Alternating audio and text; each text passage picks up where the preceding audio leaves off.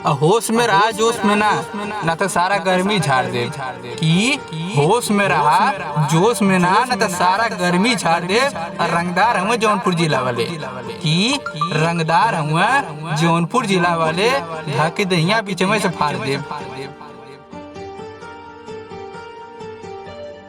अब बेटा जिला जिला के बात करेला, बेटा जिला जिला के बात करेला, अब बात बात में औकात देखला। तो के ई ना पता है कि किला ठोके वाला पहला जिला जिला जौनपुर है। बेटा उत्तर प्रदेश में आके रंगदारी मत दिखाओ, बेटा उत्तर प्रदेश में आके रंगदारी मत दिखाओ, न तो गाजीपुर वाले हुड़ दिए, आजमगढ़ वाले टांग ले जाइए। ज्यादा बदमाशी करबा तो जिला जौनपुर वाले फाड़ दिए।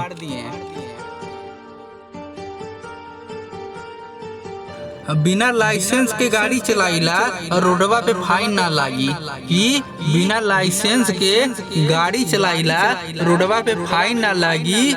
ढेर रंगदारी देखेबे रे बेटा, कि ढेर रंगदारी देखेबे रे बेटा, तो जौनपुर जिला के झोंके में टाइम ना लगी।